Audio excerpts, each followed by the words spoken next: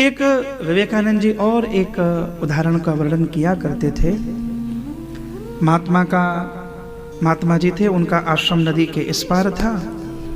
दो उनके ब्रह्मचारी युवक थे, वो नदी के पल्ली पार गांव में कहीं पर गए और नदी के पल्ली पार गांव में जाकर अपना कोई कार्य करके जब लौट रहे थे तो कोई नाविक वहां पे था नहीं, नाव खड़ी नहीं थी वहां पर। अब इसे लौटकर दोनों ब्रह्मचारियों को तैरकर नदी के पार आना है। एक कोई युवती वहां खड़ी थी, बहन खड़ी थी, उसकी गोद में 1-2 साल का उसका बच्चा है। उसने दोनों ब्रह्मचारी युवकों को प्रार्थना की, कोई नाव नहीं है, मैं पल्ली पार कैसे जाऊंगी? आप में से किसी को तैरना आता हो तो मेरा हाथ पकड़ के मुझे पार पहुंचा दोगे? एक ब्रह्मचारी युवक ने कहा कि स्त्री का स्पर्श नहीं कर सकते, हमारी आज्ञा है। और नदी के पल्ली पार तुम्हें लेकर जाना, इसका एक अर्थ है आपको कंधे पर भी बिठाना पड़ेगा, भुजा पर बिठाना पड़ेगा।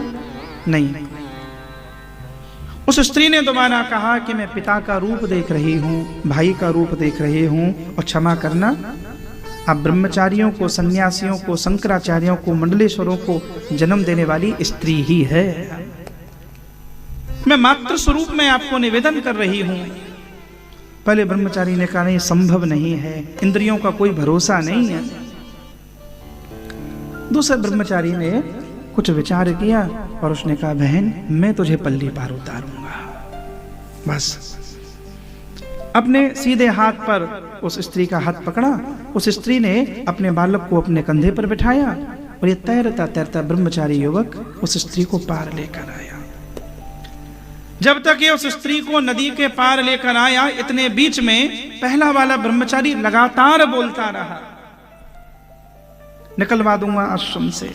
आश्रम की मर्यादा तोड़ दी, संन्यास परंपरा तोड़ दी, ब्रह्मचर्य के नियम तोड़ दिए। और ये दूसरा ब्रह्मचारी आनंद से, प्रसन्नता के साथ आ रहा था। नदी के पल्ली पार उतारा और ये इतनी देर भी नहीं रुका कि वो बहन उसे धन्यवाद दे। ये धन्यवाद के लिए भी नहीं रुका।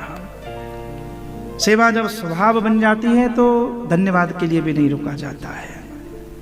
सेवा जब तक कर्म है तब तक समस्या है। ये दोनों आए और पहले वाले ने आके गुरु को आते ही आश्रम में शिकायत की।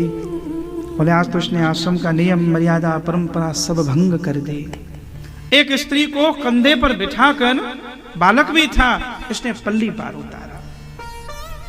गुरु ने उस शिष्य को देखा, उसकी निर्दोषता, उसकी पवित्रता, उसकी अनासक्ति उसके चेहरे से झलक रही थी।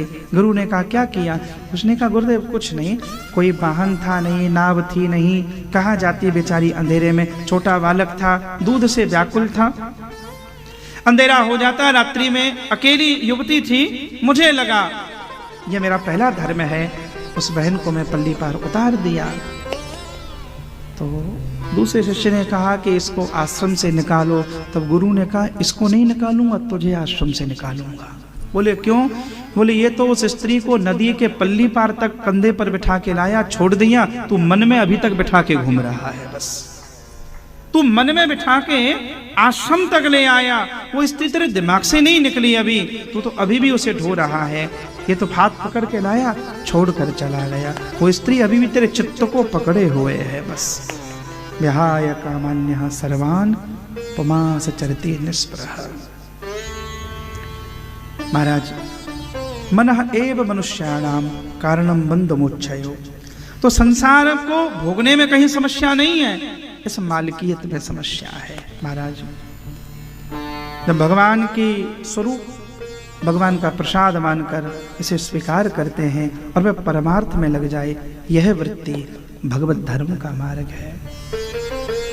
भगवान कहते मैया संसार में कोई दुखी नहीं करता, कोई सुखी नहीं करता, व्यक्ति अपने मन के कारण सुखी दुखी हो रहा है। और एक बात मैं बहुत अनुभव के साथ बोलता हूँ, दुनिया में 5% लोग हैं जिनको वास्तव में कोई समस्या है, बाकी 95% पीपल परेशान है तो केवल दिमाग के कारण, मन के कारण।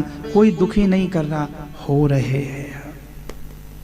कोई परेशान नहीं कर रहा, हम हो रहे हैं।